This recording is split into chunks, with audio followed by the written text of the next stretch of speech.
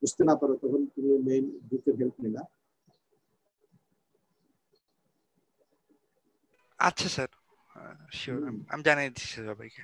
হ্যাঁ, এটা একটু জানেন সবাইকে, সবাই যাতে আগে থেকে একটু সময় পায়। মানে এটা একটু ইম্পর্টেন্ট, তোমাদের এই এক্সরেটা অনেক কিছুরই বেসিক আর কি ক্যারেক্টারাইজেশনের। এটা যদি সবাই যদি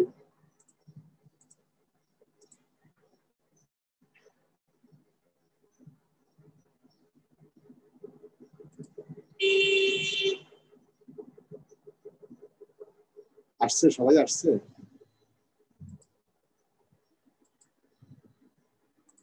স্যার আসতেছে, আশা করি একটু কম মানুষ আজকে, ওই এরপর একটা পরীক্ষা আছে তো স্যার, ওই জন্য হয়তো একটু কম। হ্যাঁ,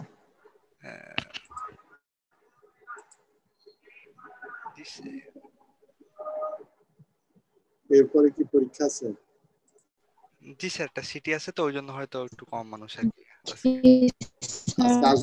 আসবেই কম এরকম? জি স্যার, হয়তো ভয় পড়তেছে হয়তো, তো ওই জন্য একটু মনে হচ্ছে কমই, এমনিই কম স্টুডেন্ট। একটাই আমাদের সিটি আছে তো এর জন্য। কোন স্যার? স্যার আইপি আর কি, ওই নন আইপি। ডিপার্টমেন্টাল। জি স্যার। ঠিক আছে, তাহলে আমরা শুরু করি। কয়জন আসছে এখন? 36 জনের মতো আর কি, 35। আর তো পারছে না, শুরু করি। জি স্যার।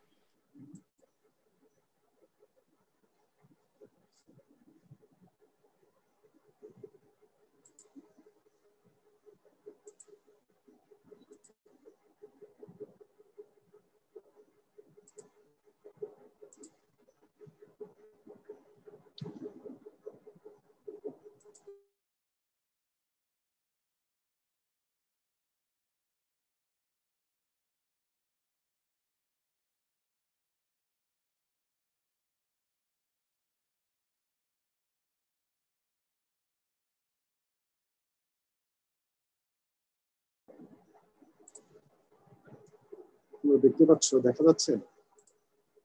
জি স্যার।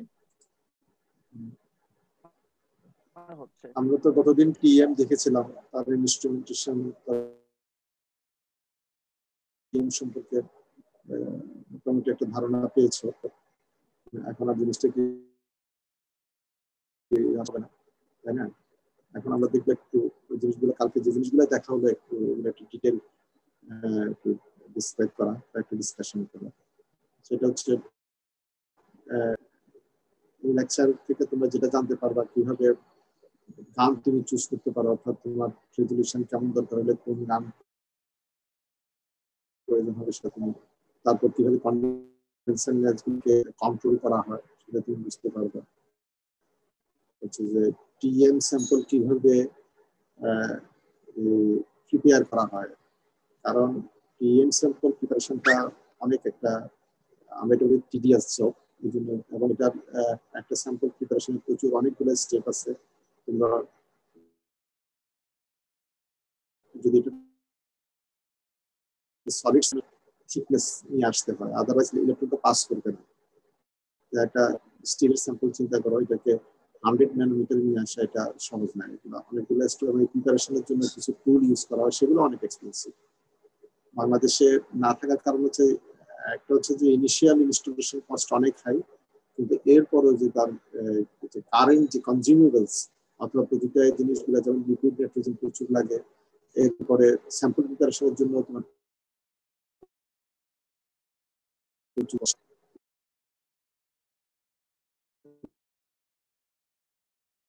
আমরা যে লেভেলে রিসার্চ করি সে লেভেলে রিসার্চ কি আমাদের জন্য তো ফিজিবল হয় না।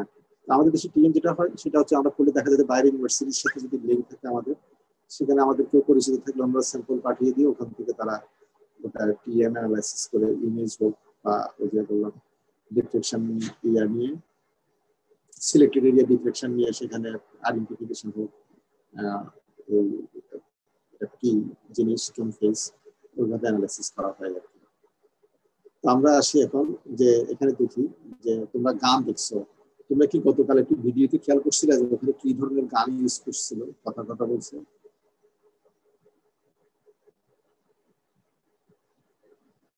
আমার কথা শুনতে পাচ্ছ তোমরা?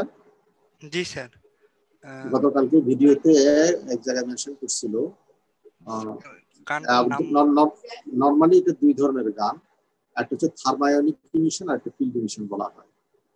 হ্যাঁ, তো ওখানে কি গান সেটা বলছিল কোন ক্লাসে, কি খেয়াল করেছিলেন?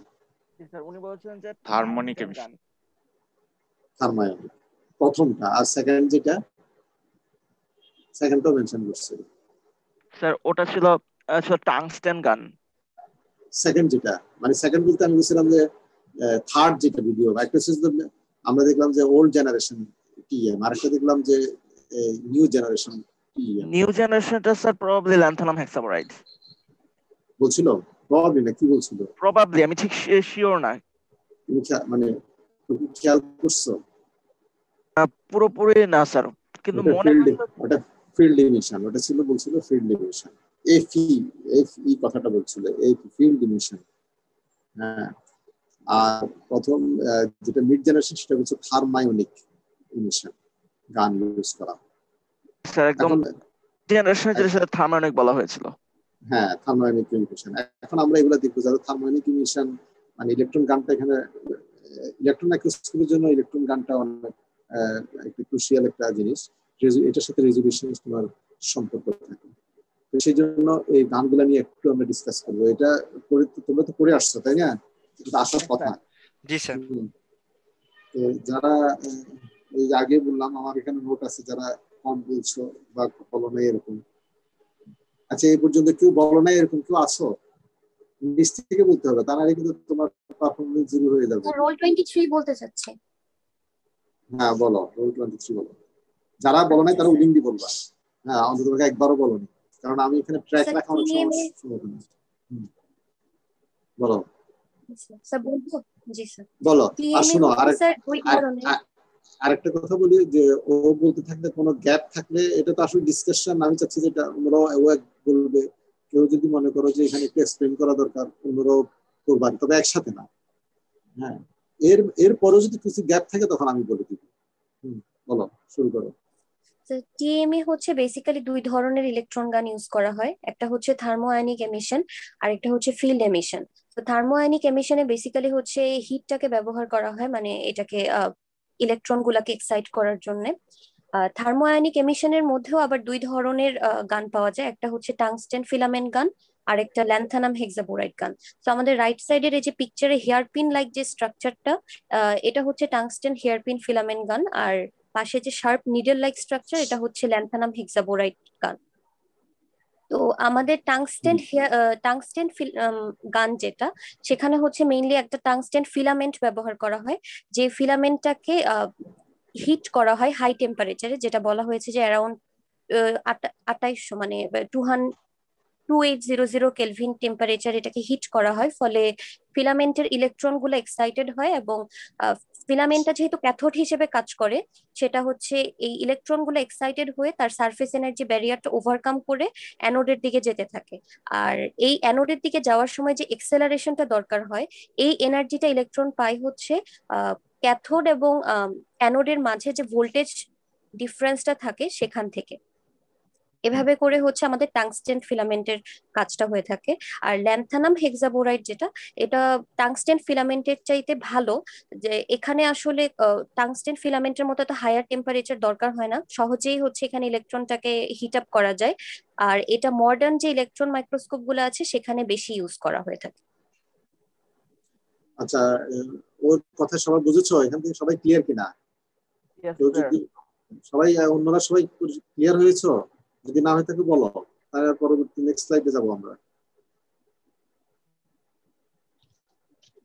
দুই ধরনের গান বলো বলো। ল্যান্থানাম হেক্সাবোরাইড কেন বেটার ক্যাথোড? স্যার ল্যান্থানাম হেক্সাবোরাইড কেন বেটার ক্যাথোড এটা এক্সপ্লেইন। হ্যালো, হ্যাঁ, এটা কি এক্সপ্লেইন করতে পারবা? স্যার আমি করতে চাই। তুমি করতে চাচ্ছ? জি স্যার। করো করো। তোমার রোল নাম্বার কত? Sir roll 3। বলো। স্যার ল্যান্থেনাম হেক্সাবোরাইটের ওয়ার্ক ফাংশন হায়ার, এর মানে হচ্ছে এর একটা ইলেকট্রন এর সারফেস থেকে ইজিলি বের হয়ে যেতে পারে। সো এটা হচ্ছে রেগুলার টাংস্টেন বা অন্য ক্যাথোডের চেয়ে অনেক হাই, এজন্য অনেক লো টেম্পারেচারে ইলেকট্রন ইমিট করতে পারে। এটার জন্য আমরা টাংস্টেনের চেয়ে কম টেম্পারেচারে ল্যান্থেনাম হেক্সাবোরাইট থেকে ইলেকট্রন ইমিশন করতে পারি, প্লাস এদের ডেনসিটি অনেক বেশি থাকে, তো অনেক ডেন্স একটা ইলেকট্রোড তৈরি করতে পারে। তো সব মিলে এটা হচ্ছে বেটার দেন টাংস্টেন। তাহলে ইলেকট্রন দুটোই হচ্ছে বের করতে তো ওয়ার্ক ফাংশন লোয়ার হতে হবে, আর ইলেকট্রন ইজিলি বের করতে। হ্যাঁ সরি লোয়ার এন্ড হ্যাঁ, লোয়ার বলার সময় উল্টোটা টেম্পারেচার। বলছে আর কি। জি স্যার, Sense ওটাই সরি বুঝছি, কিন্তু লোয়ার বলার এন্ড সময় ভুল। জি স্যার। কিন্তু অ্যাকচুয়ালি লোয়ার হয় কেন ল্যান্থেনাম হেক্সাবোরাইটের স্ট্রাকচার দেখে তো মনে হচ্ছে এটা আয়নিক বা কোভ্যালেন্ট হবে। মেটালিকের চেয়ে তো এখান থেকে ইলেকট্রন অ্যাকসেপ্ট করে একটু কঠিন হওয়ার কথা না? না, ল্যান্থেনাম হেক্সাবোরাইট ইনঅর্গ, আচ্ছা ইয়া। আচ্ছা কেন এমনটা দেখো, হয়? এটা আপনার কেন এটা থাক, আমরা এখানে ড্রপ করি। কেন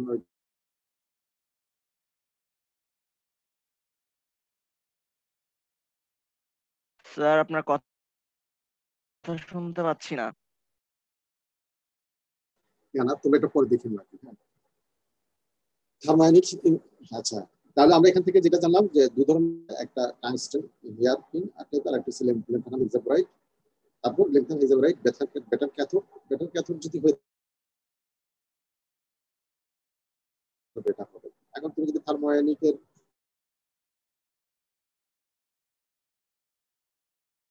স্যার কথা কেটে আসছে, শুনতে পাচ্ছি না ক্লিয়ারলি। শুনতে সমস্যা, আমি বলে যাই, অসুবিধা আপলোড দিয়ে দিব।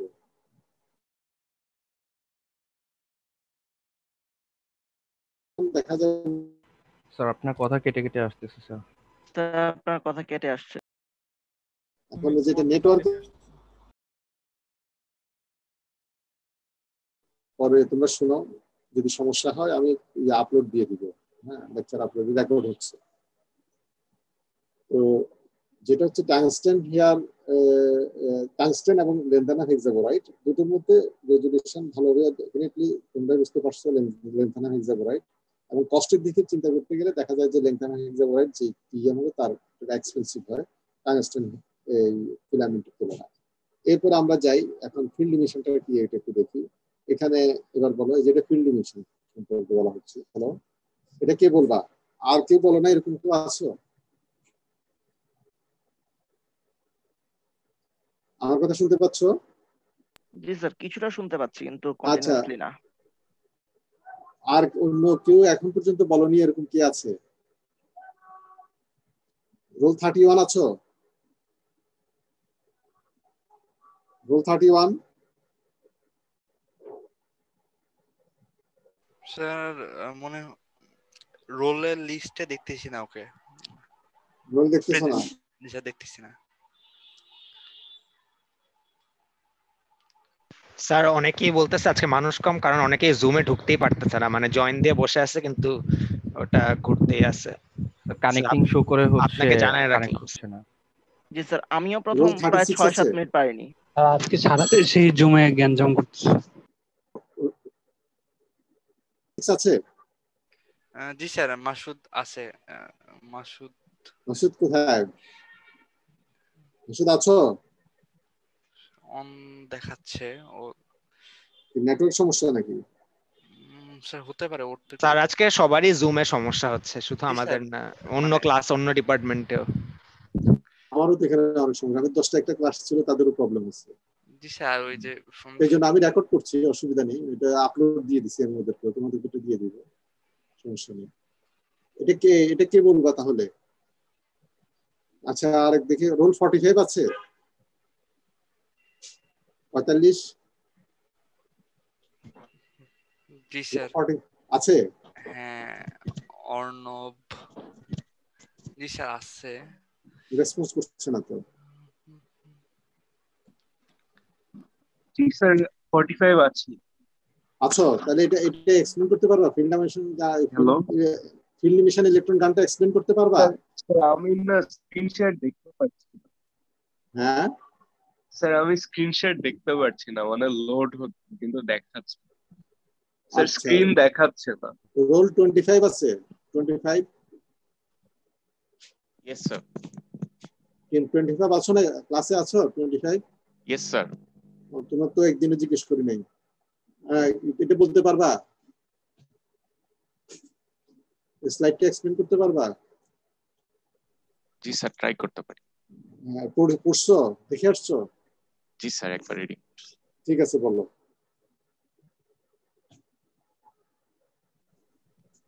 বলো স্যার, ফিল্ড ইমিশন ইলেকট্রন গান যেটা আছে সেটার স্যার থার্মাল এনার্জি প্রোভাইড করতে হয় না সারফেস পটেনশিয়াল ব্যারিয়ারকে ওভারকাম করতে। আর স্যার এই অপারেশনটার সময় এই যে টাংস্টন যে ইমিশন গানটা আছে, অর্থাৎ যে আপার যে ছবিটা আছে, সেটার টিপটা অনেক বেশি শার্প হয়। এই জন্য অ্যাপ্লাইড ভোল্টেজ ফিল্ড অ্যাপ্লাই করলে ফিজিক্যালি ইলেকট্রন গুলা এই শার্প টিপ থেকে বের হয়ে আসতে পারে। কতটুকু শার্প হয়? 100 ন্যানোমিটার, মানে জি স্যার, এখানে 100 ন্যানোমিটার। টিপ রেডিয়াস। তারপর আগাও।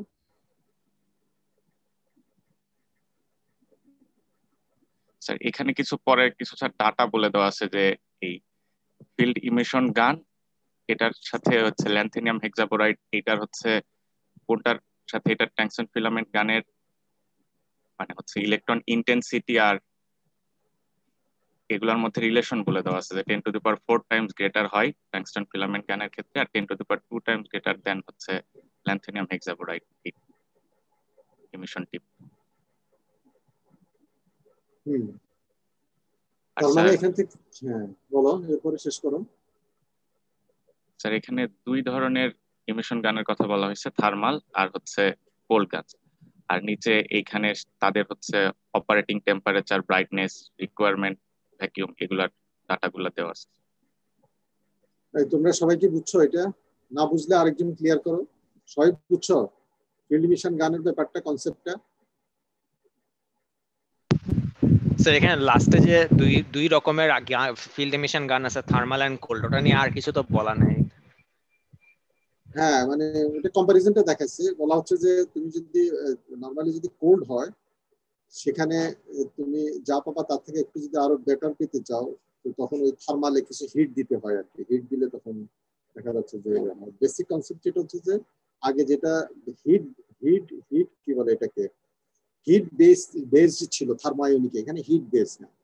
এখানে যেটা হচ্ছে যে টাংস্টেন ফিলামেন্ট কনসেপ্ট, টাংস্টেন ফিলামেন্টের টিপটা রেডিয়াসটা খুব ছোট করে ফেলে, তাহলে ছোট করে ছোট একটা জায়গার ভিতরে ইলেকট্রন কনসেন্ট্রেশন বাড়ে।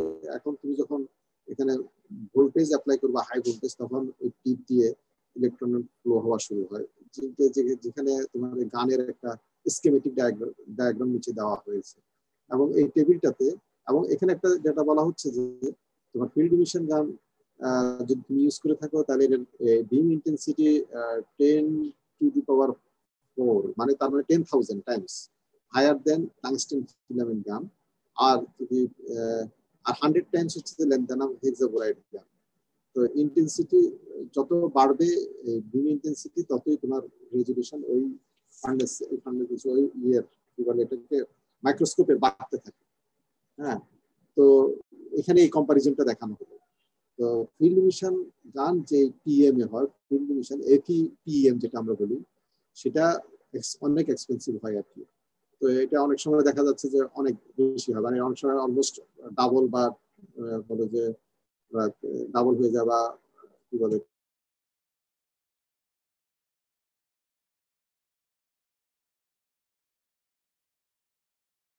স্যার আপনার স্যার কথা কোনো শুনতে কথাই পাচ্ছি শোনা না। যাচ্ছে না, হঠাৎ করে মিউট হয়ে গিয়েছে।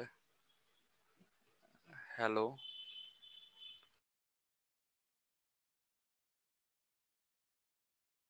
স্যার শুনতে পাচ্ছেন?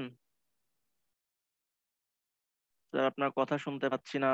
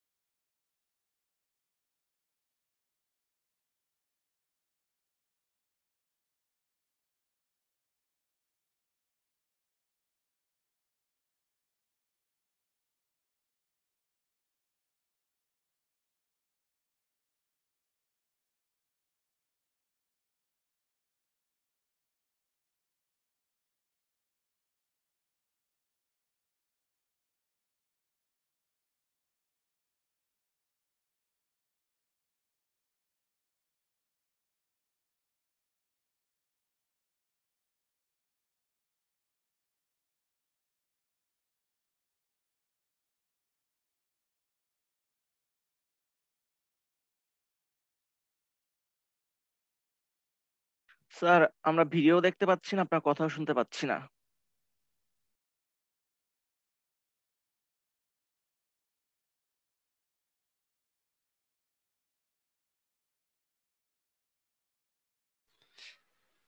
ওয়েট করো সুমিত, স্যার মনে হয় একটা লিসেনিং ডিভাইস অ্যাড করতেছেন।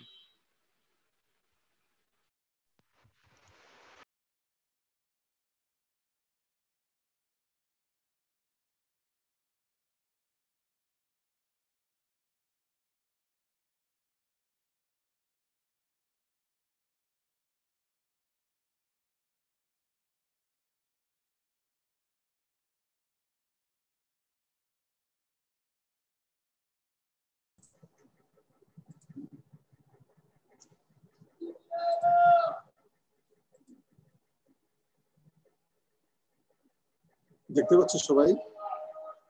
জি স্যার। না স্যার। ডিসকানেক্ট হয়ে গেছিলাম। এখন স্যার আবার কি রেকর্ডিংটা অন করবেন নাকি রেকর্ডিং অনই হ্যাঁ আছে? করতেছি। না অন নাই, এটা আবার ডিসকানেক্ট, আবার রেকর্ডিং অন করছি। তো যেটা হচ্ছে যে এখানে যেটা বলা হচ্ছে লাস্টের যে টেবিলটা দেখো, ওই টেবিলটি একটা কম্পারিজন দেওয়া হয়েছে টাংস্টেন ফিলামেন্ট, ল্যান্থানাম হেক্সাবোরাইট এবং ফিল্ড ইমিশন। এগুলো কম্পারিজন দেখা যাচ্ছে। অপারেশনাল টেম্পারেচার তোমার দেখানো হলো। তারপর হচ্ছে ব্রাইটনেস এট 200 কিলো ভোল্টে তার ব্রাইটনেস কেমন হবে। তারপর রিকোয়ারমেন্ট ফর ভ্যাকুয়াম, ভ্যাকুয়ামটাও তোমার ফিল্ড ইমিশনের জন্য ভ্যাকুয়াম অনেক বেশি হাই লাগে। এইসব কারণে ভ্যাকুয়ামটাই মূলত এখানে তোমার ইয়েটা করে ফেলে, বেশি কস্টিংটা অনেক বাড়িয়ে ফেলে এই জিনিসটা। এরপর আমরা যাই, এরপর আমরা মোটামুটি গান সম্পর্কে এটা জানলাম। এখন আসো ইলেকট্রোম্যাগনেটিক ল্যান্সেস, এটা সম্পর্কে কি বলবা? স্যার আমি বলতে পারি, কিন্তু তবুও কিছুটা কনফিউশন রয়ে গেছে। আমার যে অ্যানালাইসিস, মানে আমার যেটা মনে হয় যে সেটা হয়তো ঠিক নাও হতে পারে, কিন্তু আমি ট্রাই করতে পারি। অন্যরা কেউ বলবা আগে? রোল 46 47 আছে? 46 47 জি স্যার, ওদের তো দেখতেছি আছে। হয়তো স্যার নেটের সমস্যা, আজকে জুম একটু খারাপ আর কি। দেখি তাহলে ইয়া বলো, আগে এক্সপ্লেইন করো একটু, তারপর বলো। আমি করব স্যার। সুমিত বললো। শুনতে পাচ্ছেন তো স্যার? হ্যাঁ শোনা যাচ্ছে। ঠিক আছে, আমি শুরু করি। আমরা যে লেন্স গুলো টিএম এর ক্ষেত্রে ব্যবহার করি সেগুলো কাঁচের তৈরি নয়, এবং আমরা ইলেকট্রোম্যাগনেটিক ফিল্ডে ব্যবহার করি। ইলেকট্রন বিম যখন ইলেকট্রোম্যাগনেটিক ফিল্ডের ভেতর দিয়ে যায়, তখন এটা বেঁকে যায়, এবং লেন্সের ভেতর যেভাবে আলো বেঁকে যায় আমরা ঠিক সেভাবেই কাজটা সেভাবেই আমরা এটা দিয়ে কাজ করি। এখানে সেট লেন্স ব্যবহার করি, যাতে আমরা প্রায় 1 থেকে 10 লক্ষ গুণ পর্যন্ত বড় করে দেখতে পারি। এদেরকে আমরা সংক্ষেপে বলি অবজেক্টিভ লেন্স, ইন্টারমিডিয়েট লেন্স এবং প্রজেক্টর লেন্স। তো এরপর যে আমরা নিচের দিকে দুটো ছবি দেখতে পাচ্ছি, এর মধ্যে এগুলোতে অপটিক্যাল পাথ দেখানো হয়েছে। অপটিক্যাল পাথ দুটো একই রকম দেখানো হয়েছে, মানে এটা লাইনগুলো মূল কথা না, মানে এটা দিয়ে অ্যাকচুয়ালি যা বোঝানো হয়েছে সেটাই হচ্ছে মূল কথা। বাম দিকে দেখানো হচ্ছে ডিফ্রাকশন মোড এবং ডান দিকে দেখানো হচ্ছে ইমেজ মোড।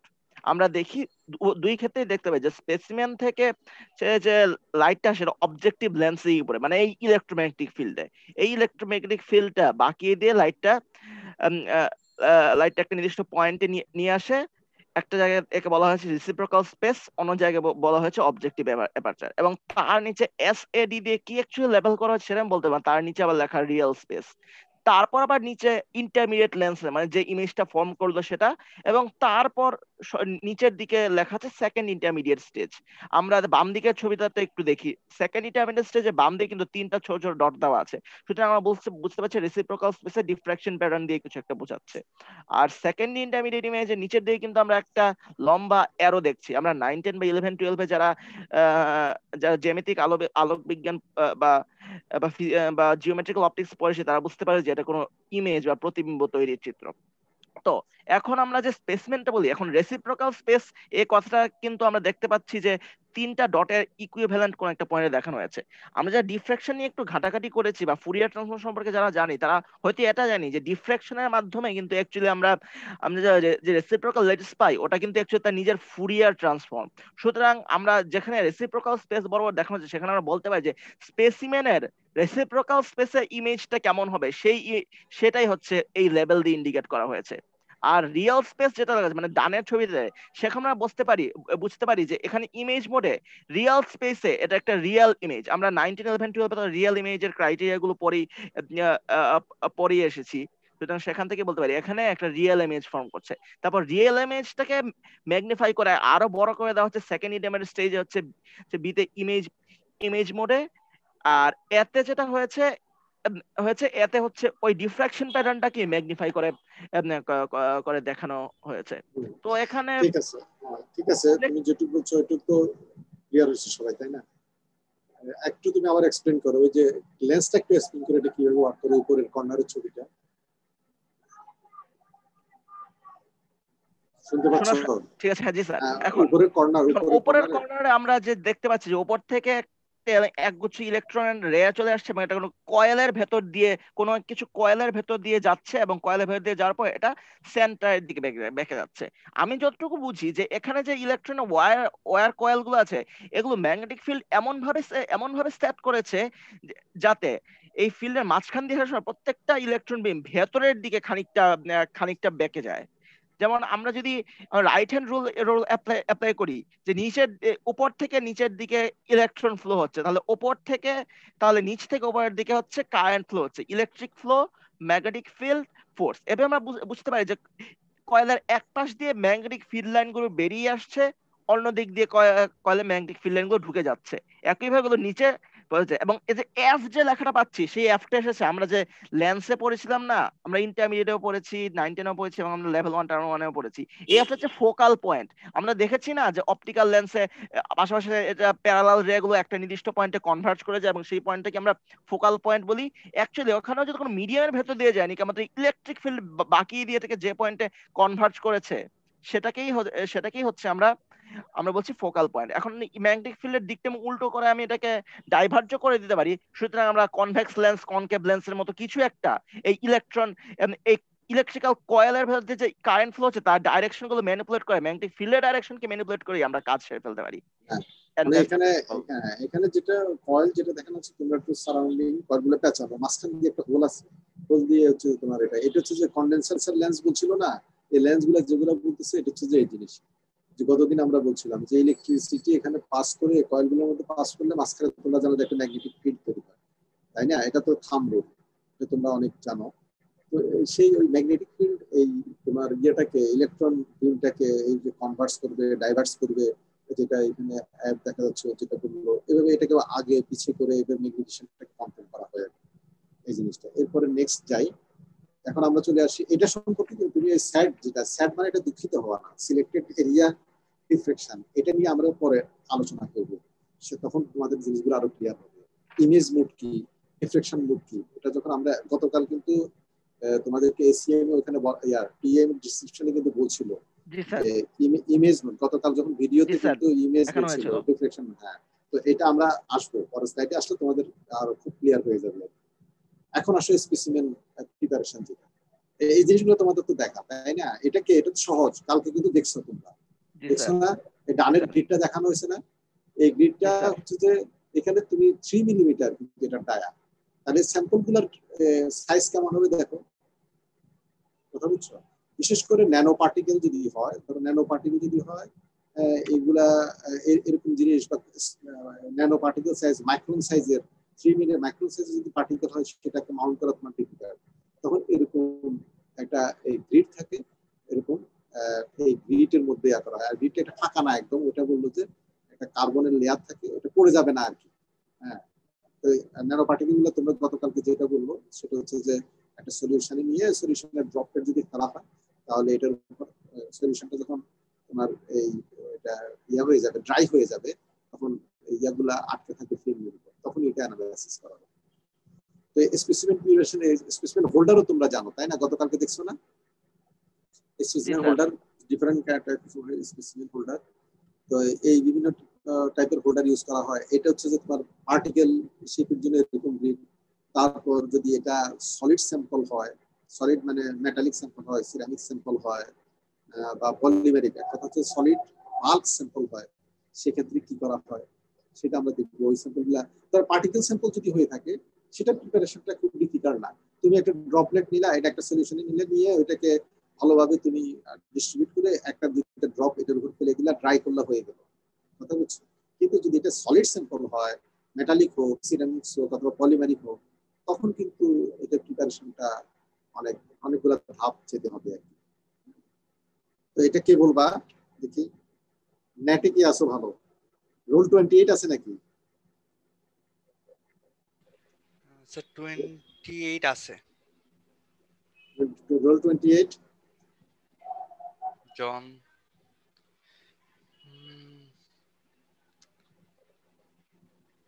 28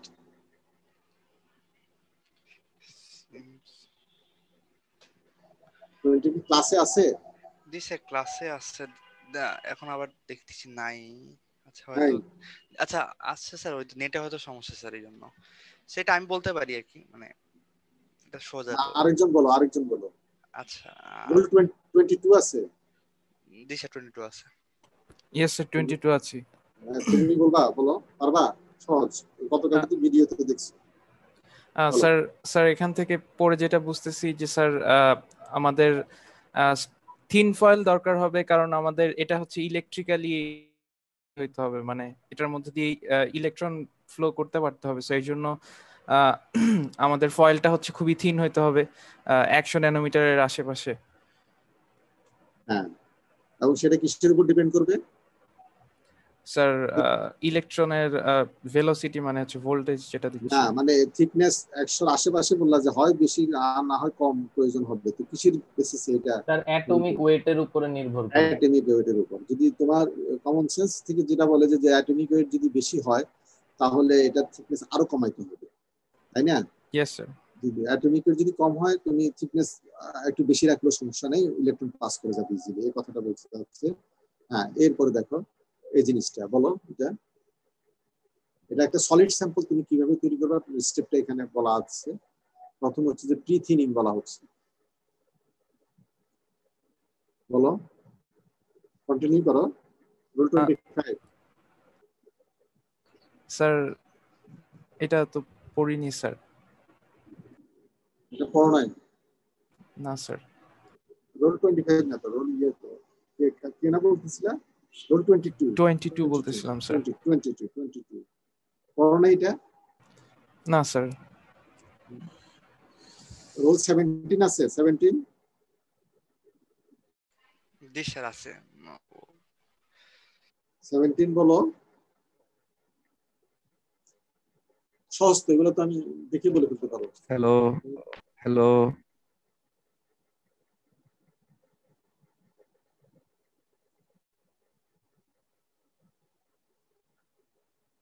স্যার আপনার কথা শোনা নেটের সমস্যা হচ্ছে, নেটের সমস্যা হচ্ছে।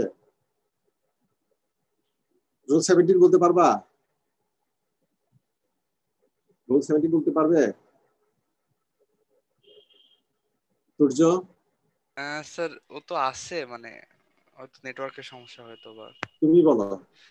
স্যার এটা আচ্ছা, তো এটা হচ্ছে স্যার মানে টিএম এর প্রিপারেশন স্টেপের কথা বলা হয়েছে। তো এটা অ্যাবসলিউটলি সিম্পল। তো প্রথমে হচ্ছে আমরা থিনিং করার আগে প্রি থিনিং করতে হবে, কারণ একটু আগে তো আকিব বললো যে আমাদের 100 মাইক্রোমিটার পর্যন্ত যেতে হবে, দ্যাটস মানে রিয়েলি স্মল আর কি। 100 ন্যানোমিটার।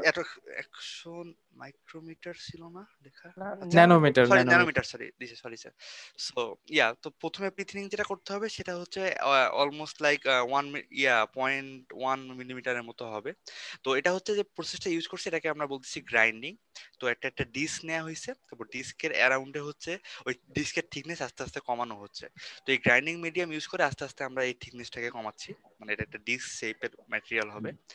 সো আরেকটা হচ্ছে যে ফাইনাল থিনিং, সেটা হচ্ছে অ্যাবসলিউটলি ফাইনাল স্টেপে গিয়ে হবে। এটাকে 3 ভাগে ভাগ করা যায়। এটা হচ্ছে ইলেকট্রোলাইটিক থিনিং।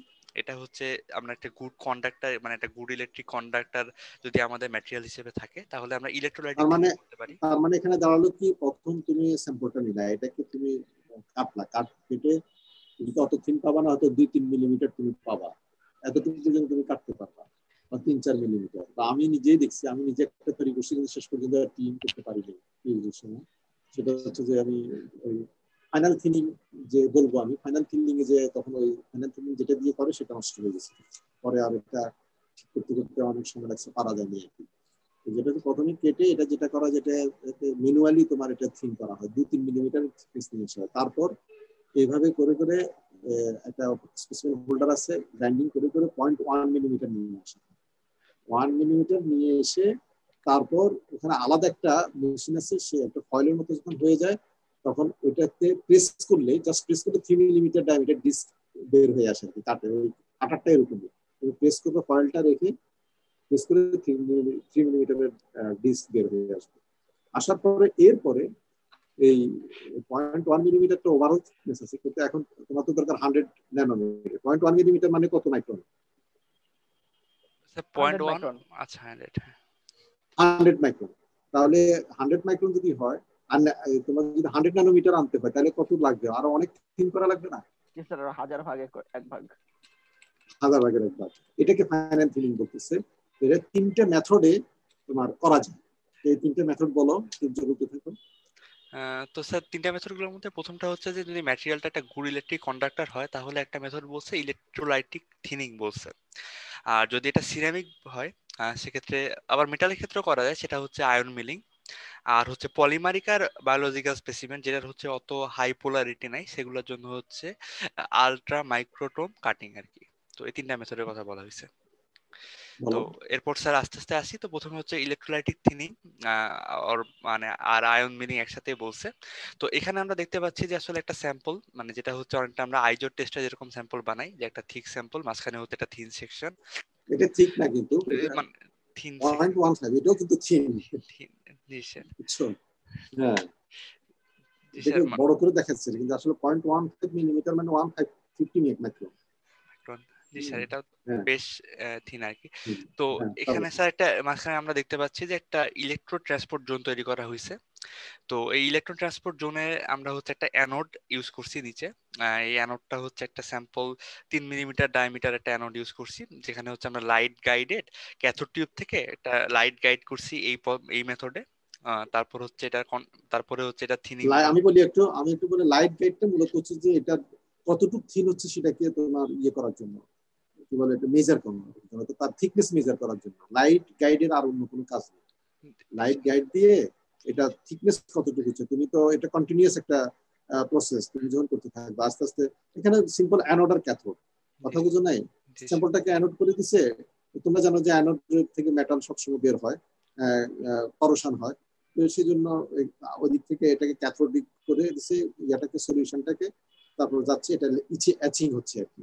এখন হতে গেলে যেহেতু এটা কন্টিনিউয়াস প্রসেস, দেখা যাবে যে যদি 100 ন্যানোমিটার থেকে নিচে নেমে এটা যদি ফুডও হয়ে যায় তাহলে তো তোমার শেষ। এতটুকু পর্যন্ত করা যায়, এই পর্যন্ত কিন্তু তোমার প্রচুর ইনভলভমেন্ট গেছে। এতটুকু ফিডব্যাক আনা করলে তোমার অনেক, তুমি অনেক সময় অনেক তোমার এই পর্যন্ত গেছে। তো সেই জন্য এই থিকনেসটা কন্ট্রোল করার জন্য এই লাইট গেটটা ইউজ করা হয়। বলো।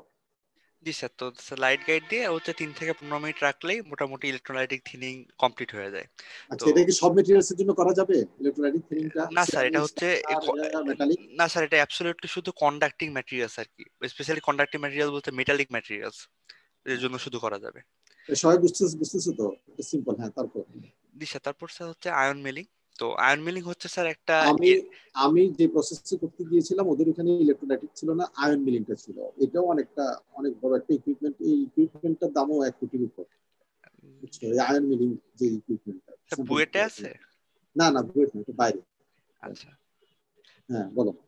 তো এখানে হচ্ছে ইলেকট্রোলাইটিক আয়নস হচ্ছে বোমবার্ড করা হয় সারফেসের উপর। তো মানে একটা সিম্পল জিনিস আমরা জানি যে যদি একটা হার্ডার ম্যাটেরিয়ালকে আমরা একটা সফটওয়্যার ম্যাটেরিয়ালের উপর দিয়ে বোমবার্ড করি তাহলে ডেফিনেটলি হার্ডার ম্যাটেরিয়ালটাকে ওটা পেনিট্রেট করতে পারবে এবং ওটা স্মুথিং করতে পারবে সারফেসে। সো এখানে আইডিটা হচ্ছে আমরা এই পিকচারে দেখতেছি যে diamond paste which is very hard, like Vickers micro hardness 21-22 উপর, মানে গিগা প্যাসকেলে। এটা দিয়ে যদি আমরা এটা দিয়ে স্পেসিমেনকে একটা গ্রাইন্ডার দিয়ে বোমবার্ড করা হইতেছে এবং এটার একটা আয়নিক এনার্জি বলা হয়েছে 1 থেকে 10 কিলো ইলেকট্রন ভোল্ট। অ্যান্ড এটা হচ্ছে 55 থেকে 10 ডিগ্রি অ্যাঙ্গেলে করা হয়েছে এবং এর ফলে অনেক স্পাটারিং হয়েছে। আর আমি স্পাটারিং এর কারণে দেখতেছি যে স্যাম্পল একটা অংশ এভাবে ক্ষয়ে যাচ্ছে এবং মানে এই ক্ষয়ে যাওয়ার ফলে আস্তে আস্তে এটার থিকনেস ধীরে ধীরে কমতেছে, which will be ideal for our TEM test. ওই যে এখানে লেজার লাইট ইউজ করা হচ্ছে থিকনেস মেজার করার জন্য। আর এখানে একটা অ্যাঙ্গেলে আর্গন আয়নকে এখানে জাস্ট বোমবার্ড করা হচ্ছে। এখানে এই স্যাম্পলের ইয়েগুলা, কি বলে, অ্যাটম গুলা এখান থেকে সারফেস থেকে আস্তে আস্তে রিমুভ হয়ে যেটা দেখা যাচ্ছে থিন হয়ে যাচ্ছে। এটা হচ্ছে যে মেইন জিনিস, এটা আয়ন মিলিং। এই ইকুইপমেন্টটাও অনেক এক্সপেন্সিভ। এটাও তোমার করতে হচ্ছে ভ্যাকুয়াম। এখানে ভ্যাকুয়াম লাগবে না। আর্গন আয়ন যেটা আনতেছো অবশ্যই লাগবে। আর্গন আয়ন তুমি যেটা আনতেছো সেটা যদি ওপেন এনভায়রনমেন্ট থাকে তাহলে সেখানে কলিশন হয়ে তার এনার্জি গুলো লস করবে না, ডেস্টিনেশনে পৌঁছতে পারবে না স্যার। আর্গন ওখানে আবার প্লাজমা তৈরি হয়ে যাবে আবার ভিতরে, তাই না? তো সেই জন্য এটা একটা ভ্যাকুয়াম। এটা অনেক একটা এক্সপেন্সিভ। এই জন্য ওই যে আমি যে স্টেজে আমি আটকে গেছি, এখানে আর পারিনি, কারণ এটা একটু প্রবলেম দেখা দিচ্ছে ভ্যাকুয়ামে।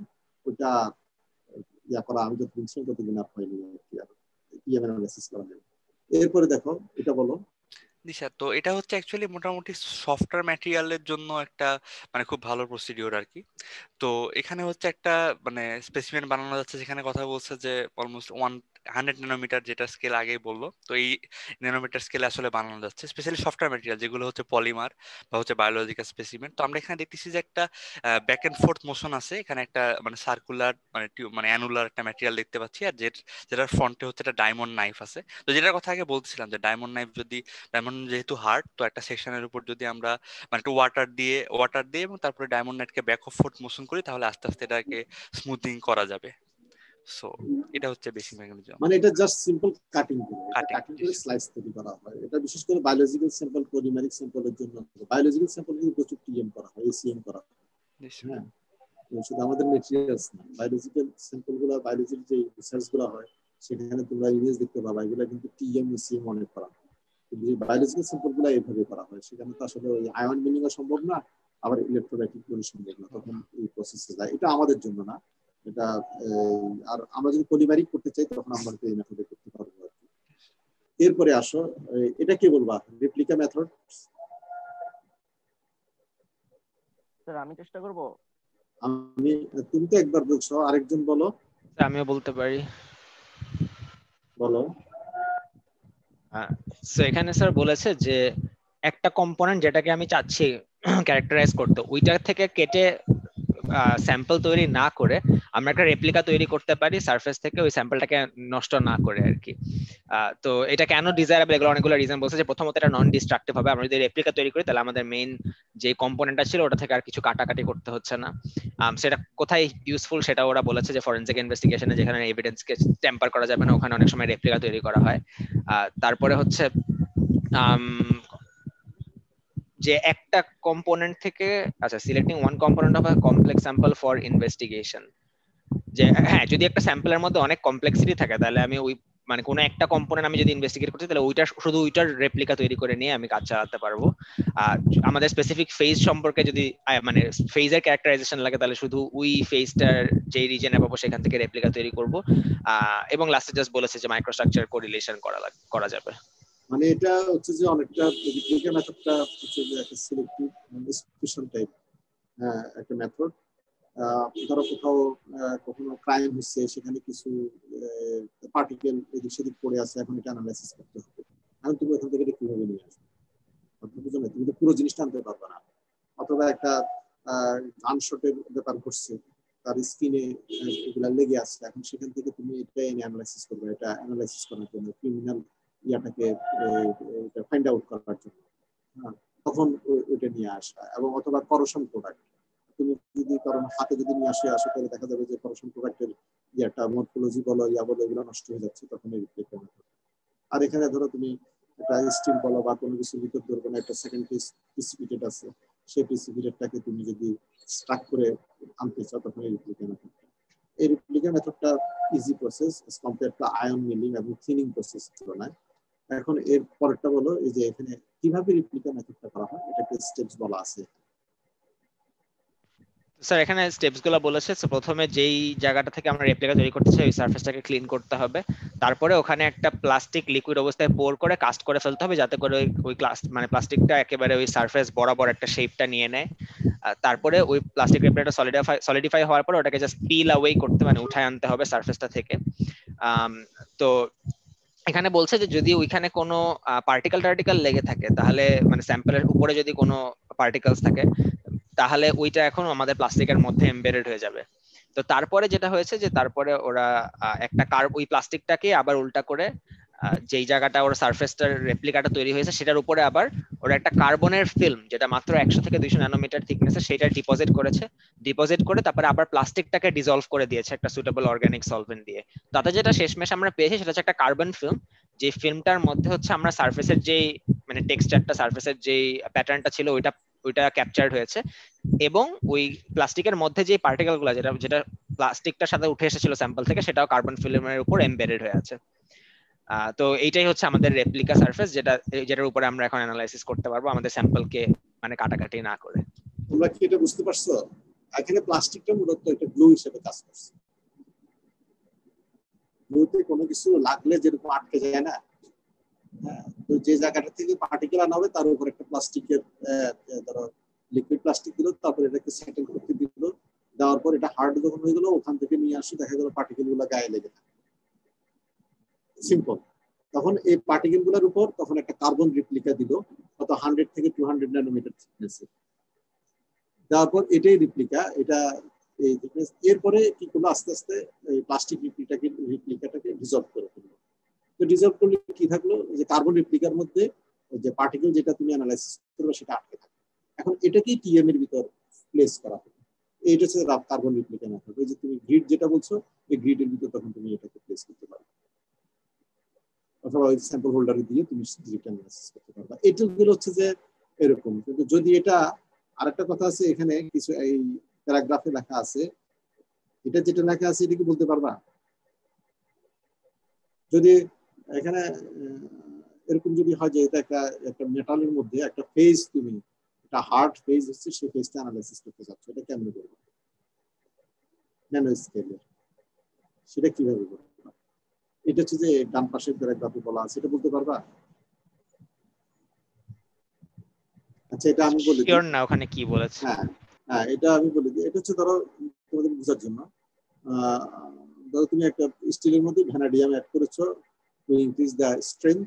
এখন দেখা গেল যে ভ্যানাডিয়াম কার্বনেটটা ফর্ম করছে কি করে নাই, না ভ্যানাডিয়াম এটা চলে গেছে। এখন সেই জন্য তুমি দেখতেছো যে কিছু এসিএন করলা বা ইয়ে করলা, যে একটা পার্টিকেল দেখা যাচ্ছে, তখন তুমি এই পার্টিকেলটাকে অ্যানালাইসিস করতে চাচ্ছ।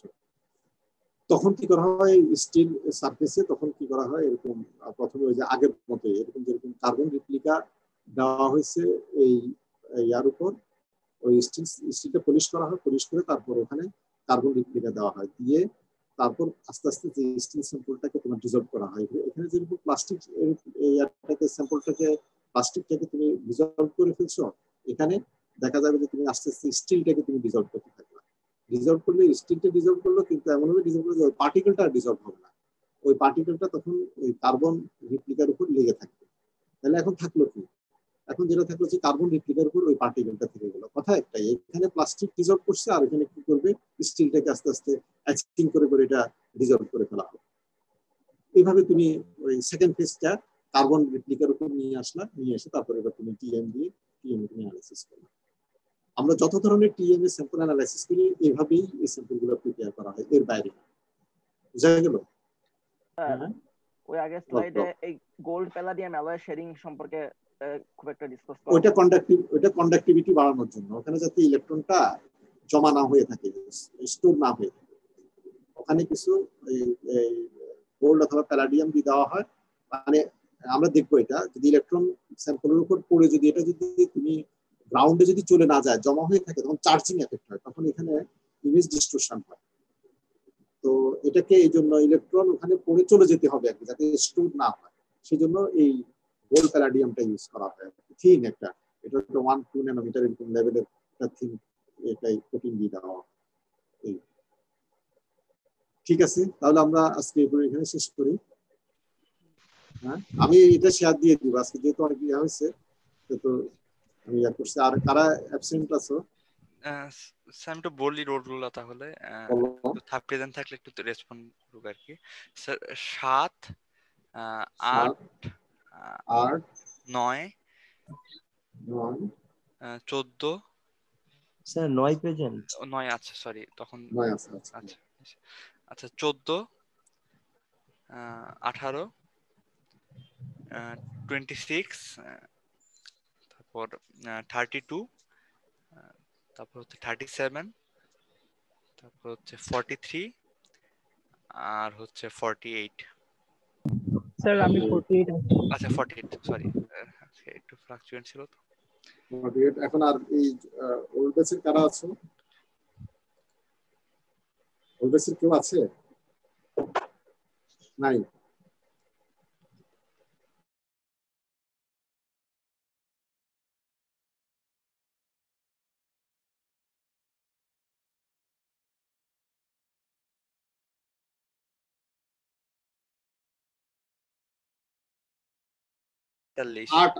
আট আছে?